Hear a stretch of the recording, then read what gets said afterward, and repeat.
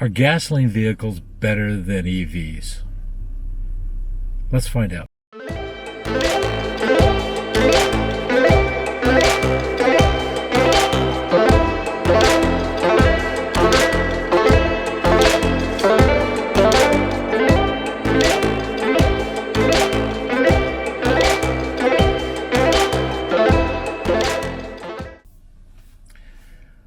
Hi, I'm sitting in my ID4, which is the Volkswagen product 2021, which I got a little over a month ago. Do I love this car? Absolutely. Was it expensive? Yeah. Was it more expensive than a gasoline crossover? I don't know. I don't price them, but I was looking at some used Toyotas and Honda, what they call CRVs, and used they were $25,000, $30,000 for a 2 or 3 year old car. This cost $43,000. Was it money well spent? In my opinion, yes. I look forward. There's a lot of reasons I like electric vehicles, but there's a lot of people that do not like electric vehicles. They think it's a waste of money. It's polluting because of the battery production. Let me give you an example. I got not an email, but a text from my ex-mother-in-law, and it's not her that is against it, but it's one of her stepchildren. Said there was like 4 or 5 things why you shouldn't be driving an electric vehicle. One, they're more expensive than a gas vehicle, and maybe they are a little bit. That I have to give them that. They could be more expensive because I have not priced what a crossover cost the size of this ID4 in a Toyota or Honda or Ford for that matter, but I don't think they're that much more. This particular car has an 83 kilowatt hour battery pack in it, 77 usable. So let's talk about range and what it costs to drive this car. If you go to, and I have notes from all the criticism that this guy talked about electric vehicles and how it's harming the environment. The Bolt, for example, if you drive the Chevrolet Bolt, which is right next to me, at 70 miles an hour, it gets 3.2 miles per kilowatt hour. Now, if I drove it at 57, I get over 4. If I drove it at 55, I get 5 miles per kilowatt hour. Just to give you an idea, if I really wanted to stretch that range on that car, I'd be driving at 55 miles an hour. But we're talking 70 here. The ID4, the Volkswagen ID4, gets 2.9 miles per kilowatt hour, which means with a 77 kilowatt hour, if you got up to 100%, went down to 0, you would have between 223 and 233 miles. The Bolt, because it has a 57 kilowatt hour usable battery. They say 60, but it doesn't. It's 57 kilowatt hour usable battery in that car. And that would go about 182 miles at 70 miles an hour if you went up to 100%, went down to 0. What would it cost to drive that car if you only could go to DC fast chargers? And we have 4 that I know of in the state of North Dakota. And they cost $4.99 to hook up, and then 30 cents a kilowatt hour. So if I took that car, the Bolt, down to 0, and I charged it up to 100%, it would cost $22.09, and that is 12 cents per mile to cost if you use a DC fast charger. This car would cost $28.09 at 70 miles an hour, 12.6 cents. If I charged it at home and I went from 0 to 100%, it would be 4.1 cents per kilowatt hour if I was paying the full rate. Here in North Dakota, where I live, it's 10 cents a kilowatt hour plus tax, ends up being 13 cents a kilowatt hour, and that's what I'm basing it on. What does it cost me to charge up a car when it's sunny? 0, because I have 22,000 watts of solar panels, and so it's sunny right now. So if I were to charge this car up, it would cost me nothing. But if not, everybody's as fortunate as we are, because there are, I only know of 2 people between Fargo and here that have solar panels, and I'm one of them. There's a guy in Grand Forks that has 10,000 watts on his roof. That's the only two I know of.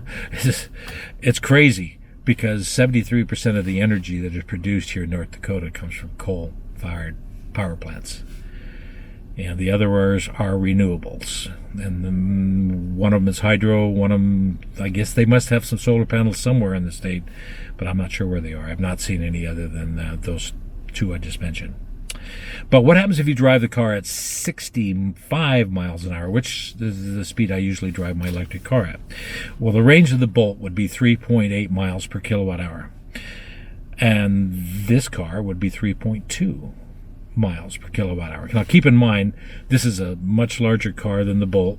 It weighs over about 1,100 pounds more than the Bolt, so it's not going to get the range.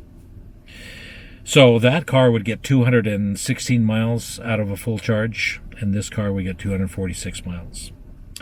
So if you went to that DC fast charger again that I mentioned to you in Fargo or Grand Forks, and you were down to zero and you charge up 100%, the Bolt would be $22.09, which is 10.2 cents per mile, and this ID4 would be 11.4 cents per mile. But how often do I use a DC fast charger? Well, now that I have the ID4, and Costco is 143 miles that direction, which is south, I would going to be using the DC fast chargers more. But if we just go to, like, say, Winnipeg or Grand Forks, we charge at home. Because keep in mind, even at 70 miles an hour, I have a 223 mile range in this car. If I drove at 65 miles, as I say, at 65 miles, we would have a 246 mile range. But that's still not enough to go to Fargo and back. So we have to stop and get a DC charge. I don't want to use a level 2 charger, which I'm going to talk about in a minute. But one of the other things he complained about is that a gasoline car that gets 30 miles per gallon it only costs 10 cents a mile to drive that car. Does it really? Okay, just for gasoline, of course. What is the maintenance on this thing? That car over here, the Bolt EV, the first service you have to take it to is 150,000 miles, and that's only to change the fluids and check your brakes and see if you rarely use the brakes on an electric car. They're going to wear out by rusting, is where they wear out, not by use, as you would in a gasoline car. But anyway, let's talk about the other thing. The other thing is saying that we EV owners don't pay the road tax that gasoline cars do. Well, let's talk about that. Well, here in North Dakota, there are approximately 276 electric vehicles in the whole state. But we have to pay a $200 excise tax in addition to, property tax and licensing fees and that stuff. The $200 tax because we're not paying our fair share of road taxes. Well, what does $200 buy you if you have a gasoline car? Well, the road tax here is 23 cents a gallon here in North Dakota. So if you drove a 15 mile per gallon car, which I hopefully nobody's doing, but there are out there, older vehicles, older trucks, probably only got 15, like the old 460 Fords and that stuff, they probably only got 15 miles per gallon. You could drive 13,333 miles for that $200 road tax. Let's talk about 20 miles per gallon. That's probably closer to the pickups and the somewhat newer SUVs. They probably get 20 miles per gallon. You could drive 16,666 miles. But the average vehicle probably gets 30 miles per gallon. How far can you drive for that $200 fee that we have to pay for owning an electric vehicle? That's 25,000 miles. 40 miles per gallon, which my Volt got, that's 33,332. That's less vehicles. So let's talk about the 25,000 miles. Who drives 25,000 miles a year? Now, that car right there is almost 4 years old, and it's got 25,000 miles on it. So I average 7,000 miles a year. So yes, we pay our fair share of road tax here in North Dakota. So another thing he complained about is the grid. He says, got my notes here going, so sorry about that. 73% of the electricity generated here in North Dakota, and they proudly announce it. You go to the charging stations and it'll specify where the power comes from, but 73% of the electricity at this present time in North Dakota comes from coal, because this is a big coal producing state, and oil for that matter. So they're talking about grid. They're talking about, well, these cars use so much energy, they're going to overtax the grid. Okay, let's talk about charging. There are 3 ways of charging an electric vehicle. Level 1 charging. That both these cars come with a level 1 charger. They can, the default is 8 amps. How many watts is 800? That's 960 watts.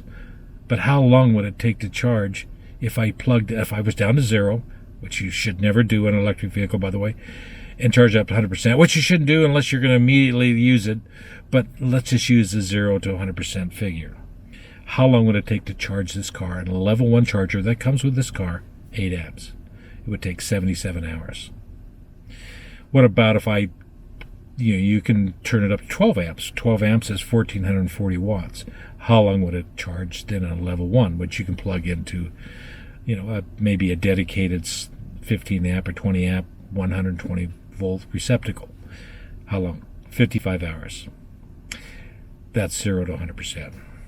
So that's why we recommend, for anybody that has an electric vehicle, is to get a level 2 charger, which is 240 volts. I have a GE one. I have it set at 30 amps.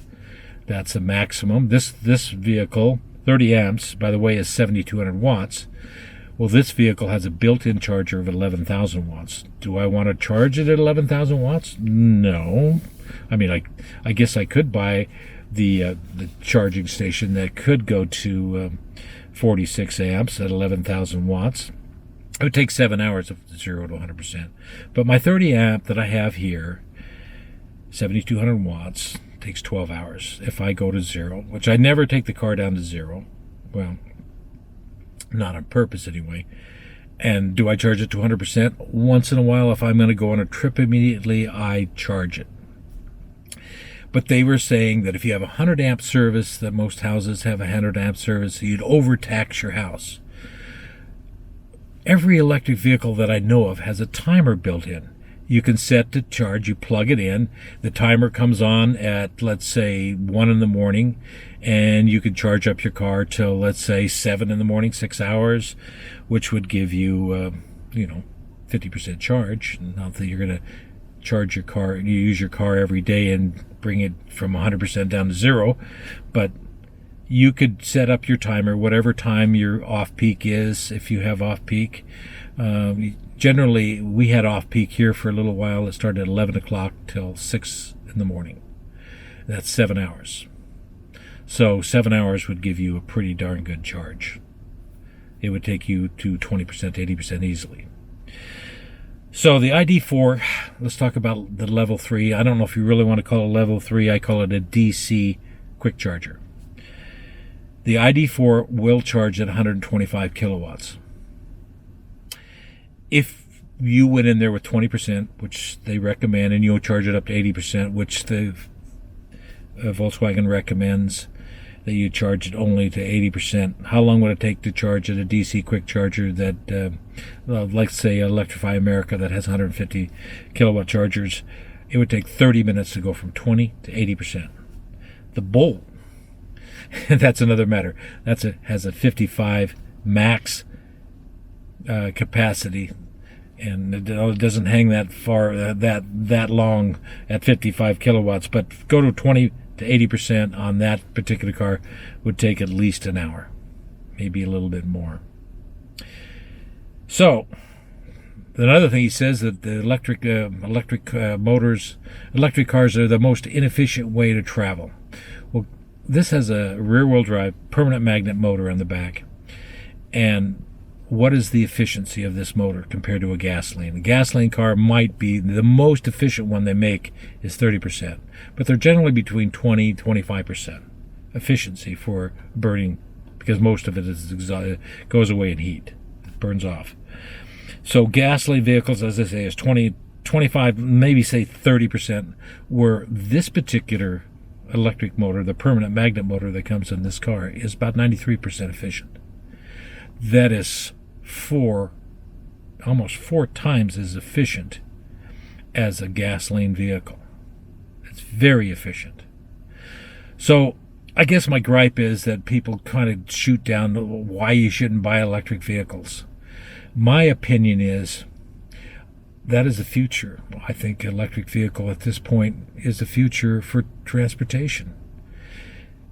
I try to not to produce any emissions whatsoever. I drive my van, my diesel van, is only when I have to.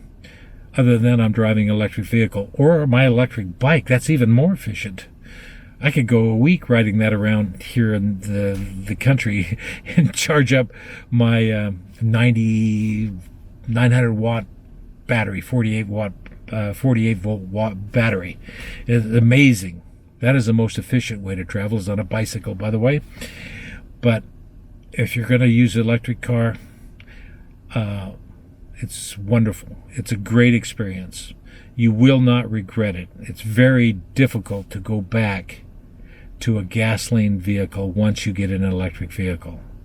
Don't believe all the crap you hear on the internet about why you should be why you should be driving an electric vehicle. Yeah, they are a little bit more expensive, but they are incredible cars, and especially this ID4. It's probably the best car, and I've owned a lot of them. This is my 10th Volkswagen. It is probably the best car I've ever owned in my life. I expect great things from Volkswagen. I can hardly wait for the Buzz. That's the van that comes out. They say it's going to be a level 4 autonomy. That is the steering wheel to retract into the dash, and you can watch a movie while you're driving. I don't know if that's going to happen or not, if regulations will allow it. But this has a level 2 autonomy on it, which keeps you in the center of the lane, has adaptive cruise control. It's a wonderful car. You would not regret buying a Volkswagen ID4. But thank you for watching, and don't believe all the crap you hear about why you shouldn't drive an electric car. Talk to you later. Thank you for watching.